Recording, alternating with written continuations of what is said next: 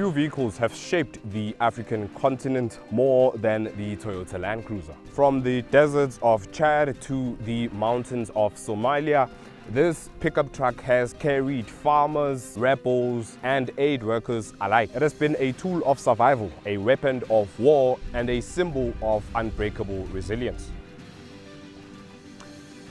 So then, let's have a conversation. Let's talk about the Toyota Land Cruiser and how it fundamentally changed Africa forever.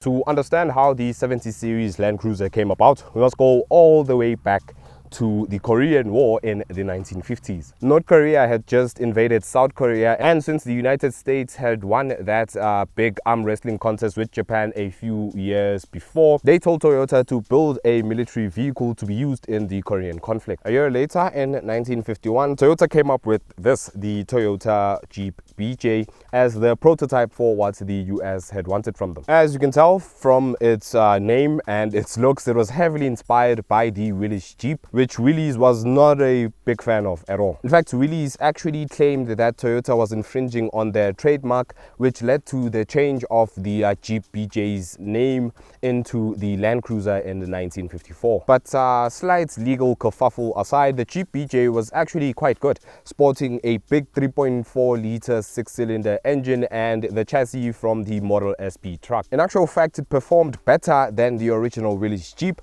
but because of the Jeep's reputation and record, you know, in that big arm wrestling contest that I talked about featuring the big bad mustache man, the Korean army actually ended up choosing the Jeep over the BJ. Following this disappointment, the BJ, now referred to as the Land Cruiser, was converted into a civilian vehicle and sold to the public in 1953. This modified prototype would in 1955 turn into what most consider to be the first Land Cruiser, the 20 series, still sporting the same 3.4 litre B series engine that would later be offered alongside the even larger 3.9 litre F series 6-cylinder. It also got an improved leaf spring suspension setup, better road manners, and a more spacious cabin, which would make it the pioneer of the idea of the comfortable four-wheel drive station wagon, which would later of course become the SUV. The 20 series would then become the 30 series in the late 1950s, the 30 series being kind of a more refined version of the 20 series, something that would help cement the idea that this Land Cruiser platform was actually going somewhere. It actually had a lot of potential. The launch of the 40 series in the 1960s would mark the beginning of the Land Cruiser's reputation for uncompromising reliability. Its life would span from the 60s all the way to the mid-80s, with it getting technological advancements along the way, such as front disc brakes, a 4-speed gearbox replacing the 3-speed gearbox that it had at the beginning, as well as a low and high range transfer case that meant it could go basically anywhere. By the time that 40 series production ended in 1984, the Land Cruiser had cemented itself as one of the most practical and reliable vehicles that you could buy at the time. It became so legendary, in fact, that 40 series are still sought after to this day as collectible vehicles, being worth like tens of thousands of dollars.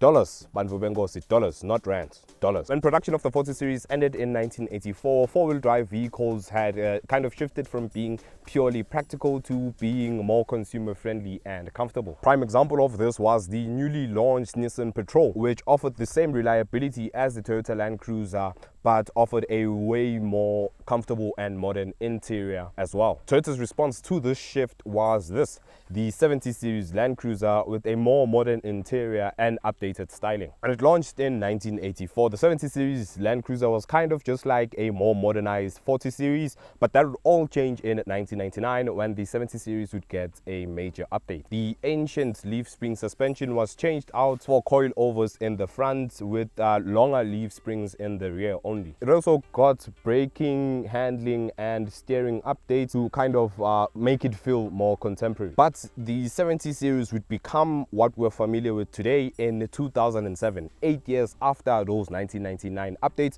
when it got a major facelift. This is also when it got that iconic 4.5 litre turbo diesel V8 and a wider front track to try and accommodate that big engine. It also got massive cosmetic updates that modernized it in a way where it's kind of like this is the shape, or this is the car that you think about when you think Land Cruiser nowadays. But at the core of it, it was still the same tough, die-hard tank on wheels that prioritized toughness and reliability over everything else. This focus on toughness and reliability over everything else didn't just make the 70 series legendary in the bush, it would also turn it into a weapon of war and lead to the invention of the Technical.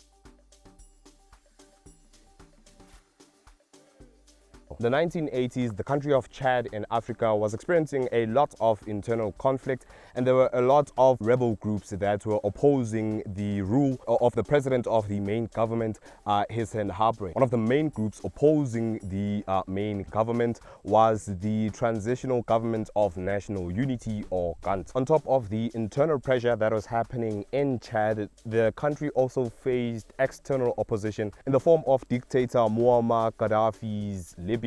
Yes, the Gaddafi. The reason for the tension between Libya and Chad was Gaddafi's ambitions to grow his territory and kind of expand his influence across Africa. He was especially targeting the Auzao Strip. I don't know how you pronounce it. I'll put it up on screen here. This was a strategic strip of mineral-rich land stretching along the Chad-Libya border that he wanted for obvious reasons. I mean, obviously more minerals means that more money and more resources for Gaddafi's regime. So in 1983, Libya allied with GANT in order to launch an attack of northern Chad, which was met with significant resilience from the main government, which was backed by France, because Chad was still aligned with France, and France, being Chad's ex-colonial power, still had a lot of interest in the nation's affairs. Through two military operations, Operation Mantra and Operation Pervia in 1986, the French government was able to stop Libya's advance and kind of stabilize the situation by deploying troops, armored vehicles and air support to kind of